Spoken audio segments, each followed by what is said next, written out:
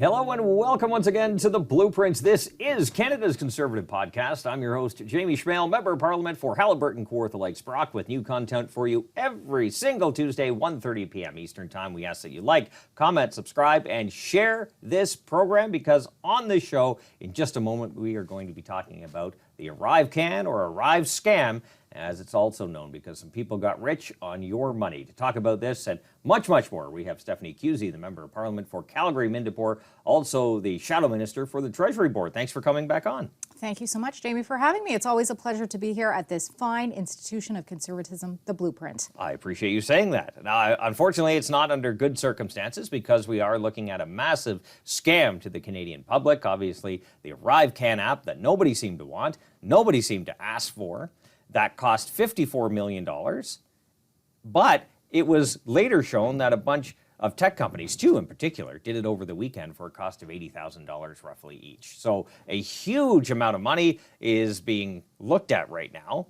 Maybe you can update us because the committee did work last week. It was a constituency week. They spent a few days last week going through the ArriveCan scandal that seems to have been unwrapping in front of us that the media barely covered. So maybe you can tell us a bit about it. Yeah, I can't even make this stuff up. Like they say, the truth is stranger than fiction. Yeah. And we definitely see it with the ArriveScam app.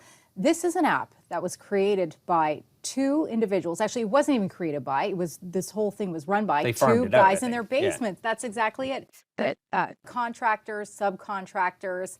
And that's another big piece of this, is that subcontractors aren't even covered by oversight of the government. So we don't even really know what those subcontractors did, how this got done. But you're right, this is an app that over a weekend, a group of university students, I believe, was able to create for $80,000. The original cost of this was supposed to be less than $20 million. The next number that we got was $54 million. We thought, this is crazy. It gets worse than that. Last week, when we had the Auditor General release her report, it's now closer to $60 million. And they think that it could be even more than that because they're not certain about all of the documentation that was submitted. There were just so many discrepancies with the documentation. So this now is an app that has cost the taxpayers in excess of $60 million. An app, like you said, that nobody wanted.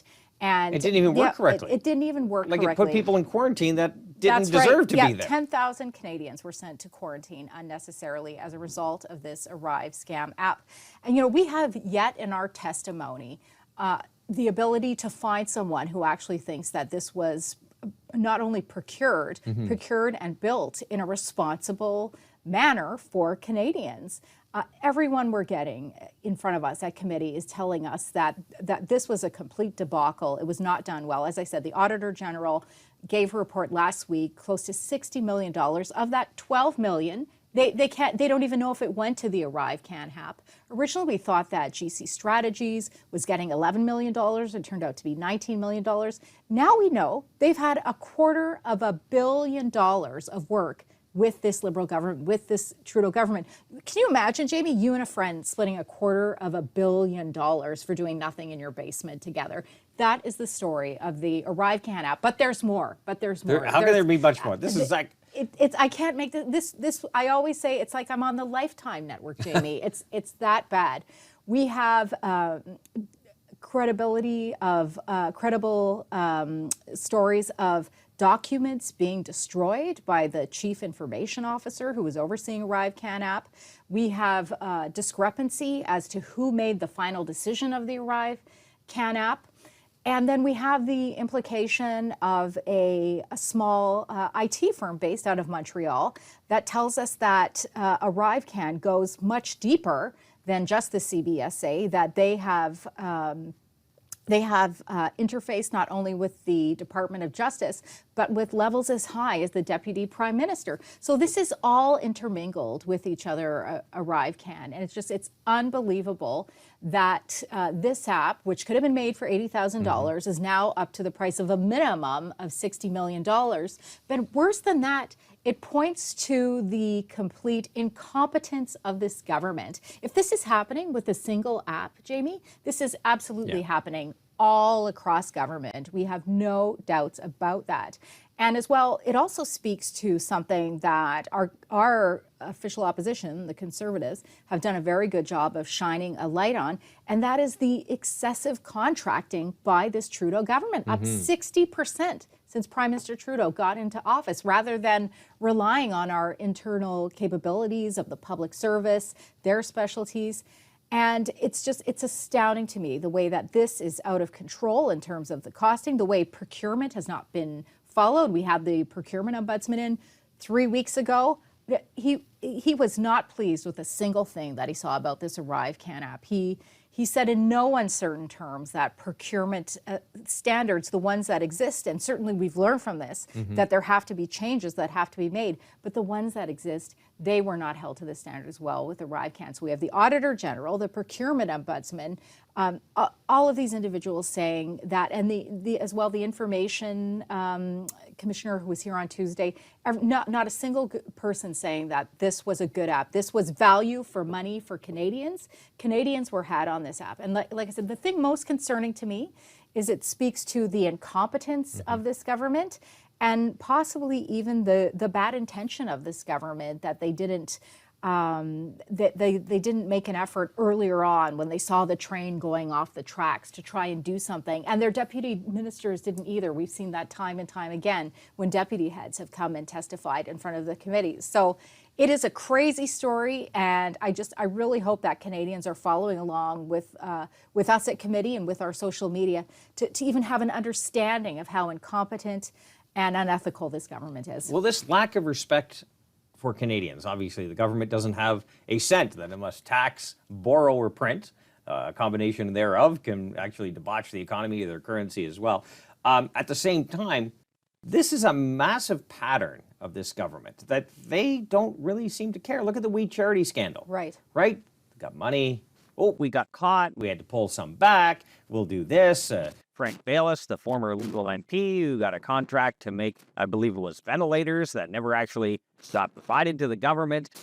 All these contracts being made, all this money going out, very little accountability coming back. And at the end of the day, we're paying for it in the form of this inflationary crisis that Canadians are dealing with. No, you're absolutely correct. And I mean, to add to that with the Green Slush Fund, last year my focus was really on McKinsey in terms of, once again, showing how much control outside consultants have on the work of the government. And as I said, currently we have a 60% increase with this Trudeau government in outside consulting. So I think it even raises concerns for Canadians, not only in regards to the value for money, which clearly was not received for this ArriveCan app, but also who is making these decisions? Ministers are supposed to have oversight of their departments, and it's so clear that ministers were not being responsible for this project as well as so many other projects below them, and are, I think, receiving advice and receiving perhaps even influence from those who aren't from elected office, these outside consultants. But that's what this... Somebody's making money. Somebody's making money. How could you, as someone working in the department, or someone who has to sign off on this program, look at the cost and say, you know what, that's 50 million, 54, 60. That seems a bit high for an app. How many companies in the private sector would pay this kind of money for an app? I doubt there would be as many apps as there are now if it cost that much. Yeah, you raise a really good point, and that's one thing that the Auditor General said in her report, is that the paperwork was so bad, the paper trail was so bad, she couldn't even determine if there was work that was paid for that wasn't even completed, that as a result of the task authorities that were without complete documentation. It shows that processes aren't being done properly under this government, this high level of incompetence. So, it is a very big concern. And as I said, what bothers me the most is that this is $54 million, now $60 million, as I said, at a minimum, in a time where we just found out there was a $23.6 billion deficit between April and December.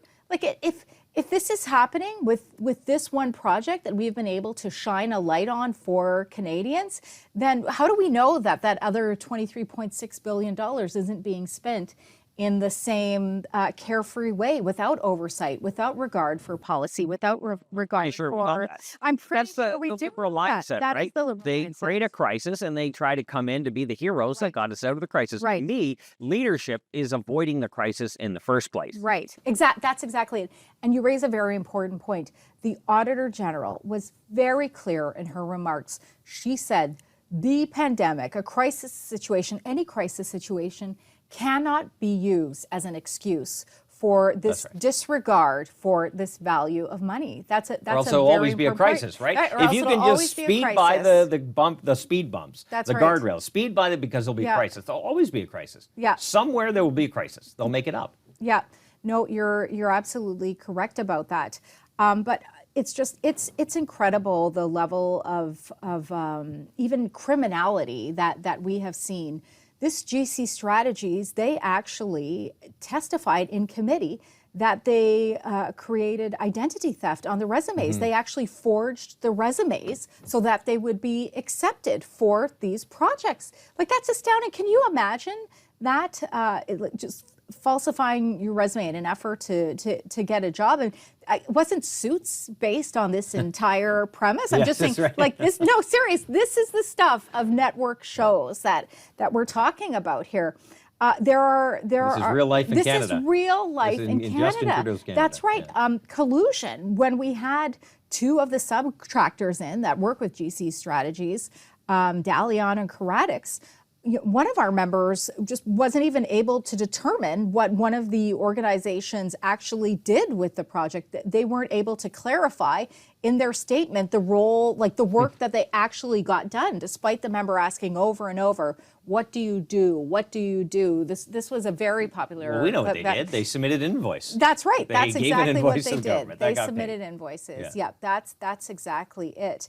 And as well for, I mean, the insider goings-ons, we've just seen incredible things discussed within the committee about chalets, cabins, whiskey tastings, whiskey for bureaucrats, tasting. I believe. That's right. That's right. For senior bureaucrats in an effort to influence them, right? to woo them. That's right. That's right. So, I mean, it is just like this is a scandal that has it's interesting because it has a little bit of everything. It has the collusion. It has the identity theft. It has the price gouging. It has all of these things. And it's almost like a microcosm of how government is being run in the Trudeau era, to use a popular term. SNC Lavalin, the F-35s, on and on. Well, let's quickly go. We got a quick clip here from committee last week. Great. Andrew Scheer, who was in committee asking a few questions. The Liberals decide to call the Auditor General's report a bit of a lie. So let's play Cup 1. So far, the Auditor General has concluded that it is at least $60 million in costs attributed to that. And that's based on what she can find. Point of order, Mr. Chair. Yes, Mr. Kuzmarchuk. Yes, I would appreciate it if my honorable colleague would ground his statement in fact, not fiction. Thank you. We'll go back to Mr. Scheer, please. Yeah, just let the record show that the Liberal MPs are now calling the findings of the Auditor General fiction. And this is what we've seen time and time again from this Liberal government, along with their NDP dance partner, the NDP Liberal Coalition, is an obstruction of the truth, an obstruction of trying to get the answers. And we've seen this with documentation. We asked so many times in the McKinsey study to get the full documentation, and the NDP kept obstructing the committee from obtaining the documentation. And we're seeing the Liberals here trying to do the same again. We just passed a motion today in Government Operations Committee around the COVID alert. a subject very much similar to ArriveScam, given that it was in the pandemic time, the same timing. And again, the Liberals were trying to amend the motion again and again in an effort to try and hide the truth. We're seeing an obstruction of witnesses. They don't want people to come in and tell the truth. They don't want the truth to be found out by Canadians or by the committee, because it fundamentally, all it does is points back again and again to the incompetence of this government and, frankly, even the criminality of some of its members. And we're sure that this goes all the way to the top, based upon the testimony that we have received from witnesses. So, like I said, the truth is stranger than fiction, and ArriveScam has something for everyone. If you like drama, it has some of that. If you like mystery, it has some of that. If you like debauchery, it has that with the whiskey tasting. It has all of that. But what's most concerning is that this is just a snapshot, just a single project, a moment, a balance sheet, if you will, of what is going on in the Trudeau government. And it is so much wider than this, Jamie. Now, the NDP are supposed to be in opposition. Unfortunately, they have a supply and confidence agreement. But I can see why they are trying to keep this under wraps, because the more this debacle of a government is allowed to continue, the more the NDP wear all of this corruption, all of this incompetence. And so by them, suppressing documents, suppressing witness investigations, it keeps them alive, so to speak, because there is no way I could imagine working class NDP supporters agree with what's going on right now. No, I couldn't agree with you more.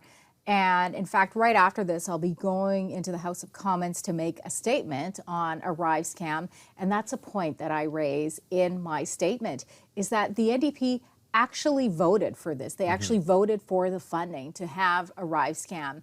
So, I mean, they talk out of both sides of their mouth. They say that they want to hold this government to account sometimes in the House. We hear it. We hear it when we're in there. But the truth is, no, they are working hand in hand with the Liberals to waste taxpayers' money, to achieve nothing for Canadians. They can say whatever they want. This scandal proves otherwise. We are almost out of time. That means the guests have the final word. The floor is yours.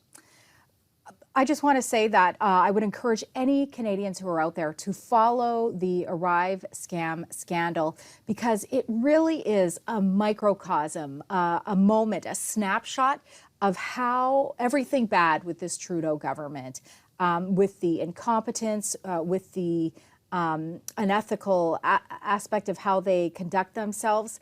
I really think it's important for Canadians to take a look at ArriveScam and think about their money being used for such an app. Stephanie Cusey, Member of Parliament for Calgary Mindapore, also the critic for the Treasury Board. We appreciate your time. We appreciate your words. We appreciate yours as well. Please like, comment, subscribe, and share this program. If you haven't heard this message, this story, what is going on with ArriveScam and the mainstream media, this is a way to get that out to ears that might not have heard. And we also ask that you tell your friends they can download it on platforms like CastBox, iTunes, Google Play, and Spotify. New content for you every single Tuesday, 1:30 p.m. Eastern Time. Until then, remember, low taxes, less governments, more freedom. That's the blueprints.